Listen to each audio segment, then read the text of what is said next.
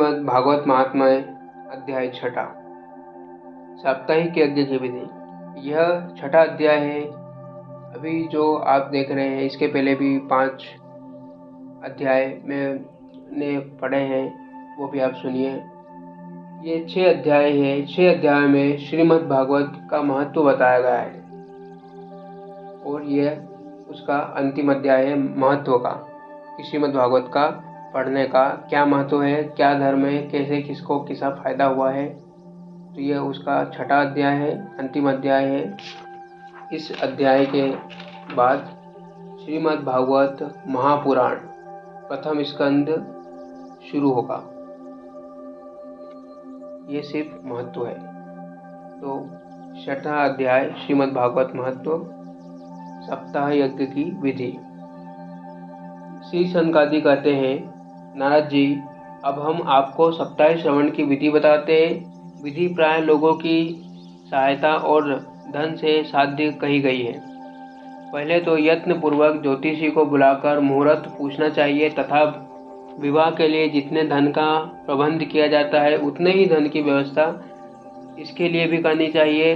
कथा आरंभ करने में भाद्रपद, अश्विनी, कार्तिक, मार्गशीर्ष, आषाढ़ और श्रावण, ये 6 महीने श्वेताओं के लिए मोक्ष की प्राप्ति का कारण है। देवर्षि इन महीनों में भी भद्रवयती पाठ आदि योग को स्वतः ही त्याग देना चाहिए तथा दूसरे लोगों को उत्साही हो उन्हें अपना सहायक बना लेना चाहिए।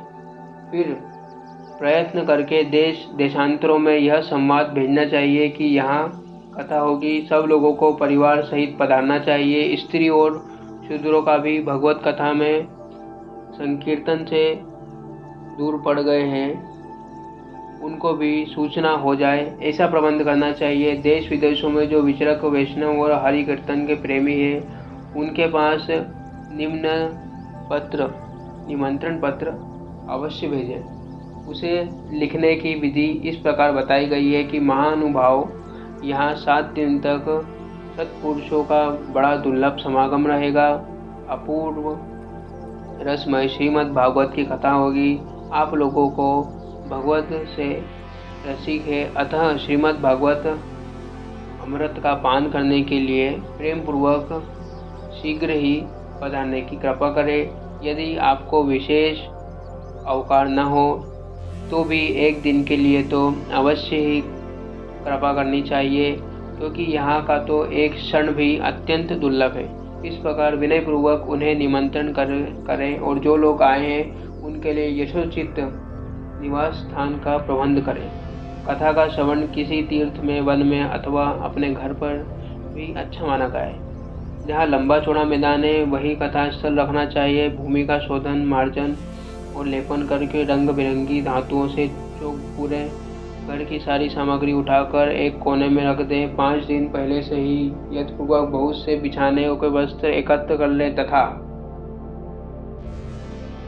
केले के स्तंभों के शोभित एवं ऊंचा मंडप तैयार करें। उसे सब और फल, पुष्प, पत्र और चंदों से अलंकृत करें तथा चारों ओर झाड़ियों लगाकर तरह तरह के सामानों से सजा दें। उस मंडप में कुछ ऊंचाई पर 7 विशाल लोगों की कल्पना करें और उसमें विरक्त ब्राह्मणों को बुला कर बैठाएं। आगे की ओर उनके लिए वहां यथोचित आसन तैयार करें। इसके पीछे वक्ता के लिए एक दिव्य सिंहासन का प्रबंध करें। यदि वक्ता का मुख उत्तर की ओर रहे तो श्वेता पूर्वाभिमुख होकर बैठे, और यदि वक्ता का मुख पूर्व की ओर रहे तो श्वेता उत्तर की ओर मुख करके बैठे, अथवा वक्ता और श्वेता का पूर्व मुख होकर बैठना चाहिए। देश काल आदि को जानने वाले महानुभाव श्वेता के लिए ऐसा ही नियम है। जो वेद शास्त्र की स्पष्ट व्याख्या करने में समर्थ हो, तरह तरह के दृष्टांत दे सकता हो तथा विवेकी और अत्यंत निपुण हो, ऐसे व्यक्ति को विभूषित ब्राह्मणों को वक्ता बनाना चाहिए। श्रीमद् भागवत के प्रवचन में ऐसे लोगों को नियुक्त नहीं करना चाहिए जो पंडित होने पर भी अनेक धर्मों के चक्कर में पड़े हुए हैं। स्त्री लपट एवं पाखंडियों को प्रचार हो वक्ताओं के पास ही उनकी सहायक के लिए एक वैसा ही विद्वान और स्थापित करना चाहिए, वह भी सब प्रकार के संशयों की निवृत्ति करने में समर्थ हो और लोगों को समझाने में कुशल हो। कथा प्रारंभ के दिन से ही एक दिन पूर्व ग्रहण करने के लिए वक्ता को शोर करा लेना चाहिए तथा अरुणोदय के समय सोच निवृत्त होकर अच्छी तरह स्नान करे और संध्या आदि अपने नित्य कर्मों को संक्षेप से समाप्त करके कथा के विधानों की निवृत्ति के लिए गणेश जी की पूजन करे। तदंतर पितृगण का तर्पण कर पूर्व पापों की शुद्धता के लिए प्रायश्चित करे और एक मंगल बनाकर उसमें श्री हरि की स्थापित करे। फिर भगवान श्री कृष्ण को लक्ष्य करके मंत्रोच्चारण पूर्वक क्रमशः षोडशोपचारायण विधि से पूजन करे और उसे पश्चात प्रदक्षिणा तथा नमस्कार आदि कर इस प्रकार सूचित करें। करुणानिधान, मैं संसार सागर में डूबा हुआ हूँ और बड़ा दीन हूँ। कर्मों के मोह रूप ज्ञान से मुझे पकड़ लिया है। आप इस संसार के सागर में मेरा उद्धार कीजिए। इसके पश्चात धूप दीप आदि सामग्रियों से श्रीमद् भागवत की बड़े ही उत्साह और पतिपूर्वक विधि से पूजा करें। फिर पुस्तक के आगे नारियल रखकर नमस्कार करें और प्रसन्न चित्त से इस प्रकार स्तुति करें। श्रीमद् भागवत के स्वरूप में आप साक्षात श्री कृष्ण ही विराजमान है। नाथ, मैं भवसागर से छुटकारा पाने के लिए आया हूँ आपकी शरण में। मेरा यह मनोरथ आप बिना किसी विघ्न के पूरा करें। केशव, मैं आपका दास हूँ। इस प्रकार दीन वचन कहकर फिर वक्ता पूजन करे, उसे सुंदर वस्त्राभूषण विभूषण और करे। फिर पूजा पश्चात उसकी इस प्रकार स्तुति करे। सुख स्वरूप भगवान, आप समझाने के कला में कुशल और सब शास्त्रों में पारंगत है। कृपया इस कथा को प्रकाशित करके मेरा अज्ञान दूर करें। फिर अपने कल्याण के लिए प्रसन्नतापूर्वक उसके समान नियम ग्रहण करें और 7 दिनों तक यथाशक्ति पालन करें। कथा में विघ्न न हो इसके लिए 5 ब्राह्मणों को और वर्ण करें जो 12 मंत्र भगवान के नामों का जप करें। फिर ब्राह्मण अन्य विष्णु भक्त एवं कीर्तन करने वाले नमस्कार करके उनकी पूजा करें। उनकी आज्ञा पाकर स्वयं भी आसन पर बैठ जाएं। जो पुरुष लोक संपत्ति, धन, घर, पुत्र आदि की चिंता छोड़कर शुद्ध चिंता से केवल कथा में ध्यान रखते हैं, उसे इसका श्रवण का उत्तम फल मिलता है। बुद्धिमान वक्तों को चाहिए कि सूर्योदय से कथा आरंभ करें और 3:30 पहर तक मध्यस्थ अच्छी तरह कथा बाँचे। दोपहर के समय 2 घड़ी तक कथा बंद रखे। उस समय कथा के प्रसंग के अनुसार वैष्णव को भगवान के गुणों का कीर्तन करना चाहिए, व्यर्थ बातें नहीं करनी चाहिए। कथा के समय मल मूत्र वेग को काबू में रखने के लिए अल्पाहार सुखकारी होता है, इसलिए श्वेता केवल एक ही समय हविष्यात भोजन करे। यदि शक्ति से हो सके तो 7 दिन तक निराहार रहकर कथा सुने अथवा केवल घी या दूध पीकर सुखपूर्वक श्रवण करे अथवा फलाहार या एक समय भोजन करे। जिससे जैसा नियम सुशोभित हो सके उसको कथा श्रवण के लिए ग्रहण करना चाहिए। मैं तो उपवास की अपेक्षा भोजन करना अच्छा समझता हूँ, यदि वह कथा श्रवण में सहायक हो। यदि उपवास श्रवण में बाधा पहुँचाती हो तो वह किसी काम का नहीं। नारद जी नियम से सप्ताह श्रवण सुनने वाले पुरुषों के नियम सुनिए। विष्णु भक्ति की दीक्षा से रहित पुरुष कथा श्रवण का अधिकारी नहीं है। जो पुरुष नियम से कथा सुने उसे ब्रह्मचर्य से रहना चाहिए, भूमि पर सोना चाहिए। नित्य प्रति कथा समाप्त होने पर पत्ते में भोजन करना चाहिए। दाल, मधु, तेल, गरिष्ठ अन्न, भाव दूषित पदार्थ और बासी अन्न उसे स्वार्थ त्यागना चाहिए।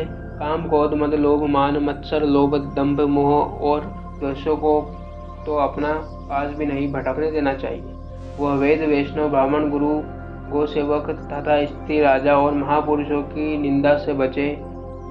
नियम से कथा सुनने वाले पुरुष को रजस्वला स्त्री अत्यंत अनजय मलेच्छ, पतित, ज्ञातिरहित, नीच, ब्राह्मणों से द्वेष करने वाले तथा वेदों का मनन करने वाले पुरुषों से बात नहीं करनी चाहिए। सर्वदा सत्य, सोच, दया, मौन, सरलता, विनय और उदारता का बर्ताव करना चाहिए।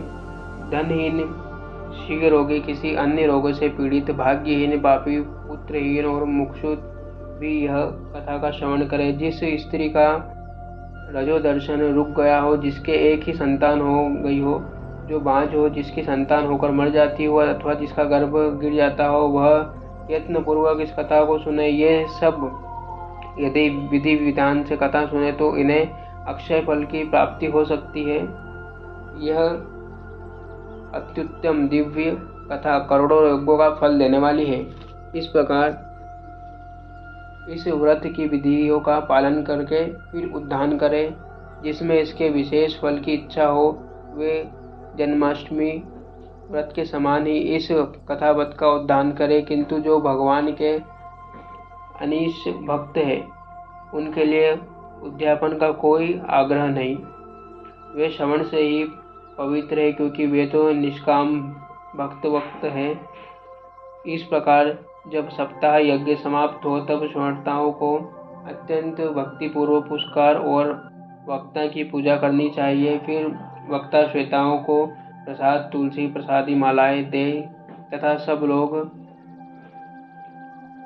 मुदंग और झांग की मोहर ध्वनि से सुंदर कीर्तन करें, जय जयकार, नमस्कार, शंख ध्वनि घोष कराएं तथा ब्राह्मण और याचकों को धन और अन्न दें। श्रोता विरक्त हो तो कर्म की शांति के लिए दूसरे दिन गीता पाठ करें। गृहस्थ हो तो हवन करें। उस हवन में दशम स्कंद का एक एक श्लोक पढ़कर विधि पूर्वक खीर, मधु, घृत, तिल और अन्न आदि का सामग्रियों से आहुति दें, अथवा एकाग्र चित्त से गायत्री मंत्र द्वारा हवन करें, क्योंकि तत्वतः यह महापुराण गायत्री स्वरूप है। होम करने की शांति शक्ति न हो तो उसका फल प्राप्त करने के लिए ब्राह्मणों को हवन सामग्री दान करें तथा नाना प्रकार की त्रुटियों को दूर करने के लिए और विधि में फिर जो ज्ञानाधिकार रह गया है, उसके दोषों की शांति के लिए विष्णु सहस्त्र नाम का पाठ करें। उसमें सभी कर्म सफल हो जाते हैं, क्योंकि कोई भी कर्म इससे बढ़कर नहीं है। फिर 12 ब्राह्मण को खीर और मधु आदि उत्तम उत्तम पदार्थ खिलाएं तथा व्रत की पूर्ति के लिए गो और स्वर्ग का दान करें। सामर्थ्य हो तो 3 तोले सोने का एक सिंहासन बनवाए, उस पर सुंदर अक्षरों में लिखी हुई श्रीमद् भागवत की पोथी रखकर उसकी आवाहनित विधि उपचारों से पूजा करें और फिर जितेंद्रीय आचार्य को उसका वस्त्र, आभूषण एवं कांधादि से पूजन करके दक्षिणा के सहित समर्पण कर दे। यो करने से वह बुद्धिमान दाता जन्म मरण के बंधनों से मुक्त हो जाता है और यह सप्ताह परायण की विधि सब पापों की निवृत्ति करने वाली है। इसका इस प्रकार ठीक ठीक पालन करने से यह मंगलमय भगवान पुराण अभीष्ट फल प्रदान करता है तथा अर्थ, धर्म, काम और मोक्ष चारों की प्राप्ति का साधन हो जाता है, इसमें संदेह नहीं है। सनकादि कहते हैं, नारद जी, इस प्रकार तुम्हें यह सप्ताह श्रवण की विधि हमने पूरी सुना दी है, और क्या सुनना चाहते हो? इस श्रीमद् भागवत को मोक्ष और भोग दोनों ही साथ लग जाते हैं। सूत जी कहते हैं, सुनक जी, ये कहकर महामुनि सनकादि एक सप्ताह विधि पूर्वक इस सर्व पाप प्राणियों में निगम पूर्व इसे श्रवण किया। इसके पश्चात उन्होंने विधि पूर्वक भगवान पुरुषोत्तम की स्तुति की। कथा के अंत में ज्ञान, वैराग्य और भक्ति बड़ी पुष्टि मिली और वे तीनों एकदम तरुण होकर सब जीवों का चित्त अपनी ओर आकर्षित करने लगे। अपना मनोरथ पूरा होने के से नारद जी बड़ी प्रसन्नता हुई। उनके सारे शरीर में रोमांचित हो गया और वे परमानंद से पूर्ण हो गए। इस प्रकार कथा श्रवण पर भगवान के प्यारे नारद जी हाथ जोड़कर प्रेमगद वाणी से सनकादि से कहने लगे। नारद जी ने कहा, मैं धन्य हूँ, आप लोगों ने करुणा करके मुझे बड़ा ही अनुग्रहित किया है। आज मुझे सर्व पाप रहित भगवान श्री हरि की प्राप्ति हो गई है। तपोधन में श्रीमद् भागवत कथा को श्रवण से ही अब सब धर्मों से श्रेष्ठ मानता हूँ, क्योंकि इसके श्रवण से ही वैकुंठ गोलोक बिहारी श्री कृष्ण की प्राप्ति होती है। हे सुत जी कहते हैं, शौनक जी, वैष्णव शेष नारद जी यो कहकर ही रहे थे कि वहाँ घूमते फिरते योगेश्वर सुखदेव जी आ गए।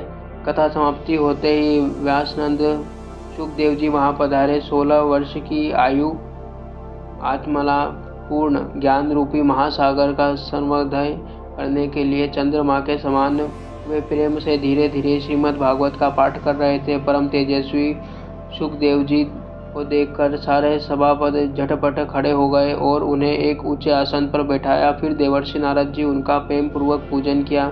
उन्होंने सुखपूर्वक बैठकर कहा, आप लोग मेरी निर्मल वाणी सुनिए। सुखदेव जी बोले, रसिक एवं भावुक जन, यह श्रीमद् भागवत वेद रूप कल्पवृक्ष परिहक फल है। श्री सुखदेव रूप सुख के मुख का संयोग होने के अमृत से परिपूर्ण है। यह रस ही रस है, इसमें न छिलका है न गुठली है। इसी लोक में सुलभ है। जब तक शरीर में चेतना रहे तब तक आप लोग बार बार इसका पान करें। महामुनि व्यास ने श्रीमद् भागवत महापुराण की रचना की है। इसमें निष्कपट निष्काम परम धर्म का निरूपण है। इसमें सिद्धांतकरण सत्पुरुषों के जानने योग्य कल्याणकारी वस्तु का वर्णन है, जिससे तीनों पापों की शांति होती है। इसका आश्रय लेने पर दूसरे शास्त्र अथवा साधन की आवश्यकता नहीं रहती। जब कभी पुण्य आत्मा पुरुष इसके श्रवण की इच्छा करते हैं तभी ईश्वर अलिम्ब उनके हृदय में अवरुद्ध हो जाते हैं। यह भगवान पुराण तिलक और वैष्णव का धन है। इसमें परमहंस के प्राप्त विशुद्ध ज्ञान की वर्णन किया गया है तथा ज्ञान वैराग्य और भक्ति सहित निवृत्ति मार्ग को प्रकाशित किया गया है। जो पुरुष भक्ति पूर्वक इसके श्रवण पठन और मनन से तत्पर रहता हुआ वह मुक्ति हो जाता है। यह रस स्वर्गलोक सत्यलोक कैलाश और वैकुंठ में भी नहीं है। इसलिए भगवत श्रोताओं, तुम इसका खूब पान करो और इसे कभी मत छोड़ो। जी कहते हैं, सुखदेव जी इस प्रकार कह रहे थे कि उस सभा के बीचों बीच प्रहलाद, बलि, उद्धव, अर्जुन आदि पार्षदों सहित साक्षात हरि प्रकट हो गए, श्री हरि प्रकट हो गए। तब देवर्षि नारद ने भगवान और उनके भक्तों की यथोचित पूजा की। भगवान को प्रसन्न देखकर देवर्षि ने उन्हें एक विशाल सिंहासन पर बिठाया और सब लोग उनके सामने संकीर्तन करने लगे। उस कीर्तन को देखने के लिए श्री पार्वती जी सहित महादेव और ब्रह्मा जी आए। कीर्तन आरंभ हुआ। प्रहलाद जी तो चंचल गति फुर्तीले होने के कारण कराताल बजाने लगे। उद्धव जी झांझ बजाने लगे। देवर्षि नारद वीणा की ध्वनि करने लगे। स्वर विज्ञान ज्ञान विधा में कुशल होने के कारण अर्जुन राग आलापने लगे। इंद्र ने मृदंग बजाया आरंभ किया। सनकादि बीच बीच में जय घोष करने लगे और इन सब के आगे सुखदेव जी तरह तरह के अंग भंगी करके भाव बताने लगे। इन सब के बीच में परम तेजस्वी भक्ति ज्ञान और वैराग नटकों के समान नाचने लगे। ऐसा अलौकिक कीर्तन देखकर भगवान प्रसन्न हो गए और इस प्रकार कहने लगे, मैं तुम्हारी इस कथा और कीर्तन से बहुत प्रसन्न हुआ। तुम्हारे भक्ति भाव ने इस समय मुझे अपने वश में कर लिया है, अतः तुम लोग मुझसे वर मांगो। भगवान के यह वचन सुनकर सब लोग बड़े प्रसन्न हुए और प्रेमार्थ चित्त से भगवान से कहने लगे, भगवान, हमारी यह अभिलाषा है कि भविष्य में भी जहाँ कहीं सप्ताह कथा हो वहाँ आप इन पार्षदों सहित अवश्य पधारे, हमारा यह मनोरथ पूर्ण कीजिए। भगवान तथास्तु कहकर अंतर ध्यान हो गए। इसके पश्चात नारद जी ने भगवान तथा उनके पार्षदों के चरणों को लक्ष्य करके प्रणाम किया और फिर सुखदेव जी आदि तपस्वी को भी नमस्कार किया। कथा अमृत पान करने से सब लोग को बड़ा ही आनंद हुआ। उनका सारा मोह नष्ट हो गया। फिर वे सब लोग अपने अपने स्थानों को चले गए। उस समय सुखदेव जी भक्ति को उसके पुत्रों सहित अपने शास्त्र में स्थापित कर लिया। इसी से भागवत का सेवन करने में श्री हरि विष्णु को हृदय में आविराजते हैं। जो लोग दरिद्रता दुखज्व की ज्वाला से दूध हो रहे हैं, जिन्हें माया पिशाच रोध रहा है तथा जो संसार समुद्र में डूब रहे हैं, जिनका कल्याण करने के लिए श्रीमद् भागवत सिंहनाद कर रहा है। शौनक जी ने पूछा, सुत जी, सुखदेव जी ने राजा परीक्षित, गोकर्ण, धंधुकारी और सनकादि नारद जी को किस किस समय यह ग्रंथ सुनाया था, मेरा यह संशय दूर करिए। सुत जी ने कहा, भगवान श्री कृष्ण स्वधा मगन के बाद कलयुग 30 वर्ष कुछ अधिक बीत जाने के बाद भाद्रपद मासिका शुक्ल नवमी को सुखदेव जी ने कथा आरंभ की थी। राजा परीक्षित के कथा सुनने के बाद कलयुग के 200 वर्ष बीत जाने पर आषाढ़ मास की शुक्ल नवमी को गोकर्ण जी ने यह कथा आरंभ की थी। इसके पीछे कलयुग के 30 वर्ष और निकल जाने पर कार्तिक शुक्ल नवमी से सनकादि ऋषियों ने कथा आरंभ की थी। निष्पाप शौनक जी, आपने जो कुछ पूछा था उसका उत्तर मैंने आपको दे दिया है। इस कलयुग में भगवान की कथा बहुरोग की रामबाण औषधि है। सज्जन, आप लोग आदर पूर्वक इस कथामृत का पान करिए। यह श्री कृष्ण को अत्यंत प्रिय, संपूर्ण पापों का नाश करने वाला है, मुक्ति का एकमात्र कारण है और भक्तों को भक्ति को बढ़ाने वाला है। लोक में अन्य कल्याणकारी साधकों का विचार करने के लिए और तीर्थों का सेवन करने से क्या होगा। अपने दूध को हाथ में पास लीजिए और देखकर यमराज उनके कान में कहते हैं, देखो, जो भगवान की कथा वार्ता में मत हो रहे हैं उनसे दूर रहना। मैं औरों को ही दंड देने की शक्ति रखता हूँ, वैष्णवों को नहीं। इस असार संसार में विषय रूप की विषय आसक्ति के कारण व्याकुल बुद्धि वाले पुरुष अपने कल्याण से उद्देश्य से आधे श्रवण के लिए इस सुख कथा रूप अनुपम सुधा का पान करें। प्यारे भाइयों,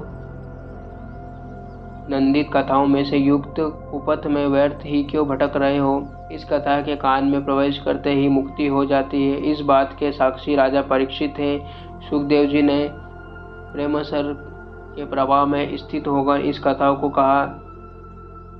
जिसका जीवन कष्ट से संबंधित हो जाता है वह वैकुंठ स्वामी नहीं बनता। शौनक जी, मैंने अनेक शास्त्रों को देखकर आपको यह परम गोप्य रहस्य अभी अभी सुनाया है। सब शास्त्रों के सिद्धांतों का यही निचोड़ है। संसार में इस सुख शास्त्र से अधिक पवित्र कोई नहीं है वस्तु। अतः आप लोग परमानंद की प्राप्ति के लिए इस द्वादश स्कंद रूप रस का पान करें। जो पुरुष नित्य रूप से इस कथा का भक्ति भाव से श्रवण करता है, जो सिद्धांतकरण से भागवत कथा के सामने इसे सुनता है, वे दोनों ही विधि का पूरा पालन करने के कारण इसका यथार्थ फल पाते हैं। इसके लिए त्रिलोक में कुछ भी असाध्य नहीं रहता। श्रीमद् भागवत महात्म्य समाप्त। अब श्रीमद् भागवत महापुराण प्रथम स्कंद प्रारंभ होगा। आप सुन रहे हैं श्रीमद् भागवत महात्म्य। हमसे जुड़े रहें। आपके पास समय नहीं होगा कि 1100 से ज़्यादा पन्नों की इस महान ग्रंथ को पढ़ें, पर आप सुन सकते हैं। जब समय मिले तब सुन सकते हैं, समझ सकते हैं, जान सकते हैं और प्रभु का नाम ले सकते हैं। कृष्णाय वासुदेवाय हरे परमात्मने प्रणतक्लेशनाशाय गोविंदाय नमो नमः। साथ ही प्रभु का नाम लेते रहें और सुनते रहें।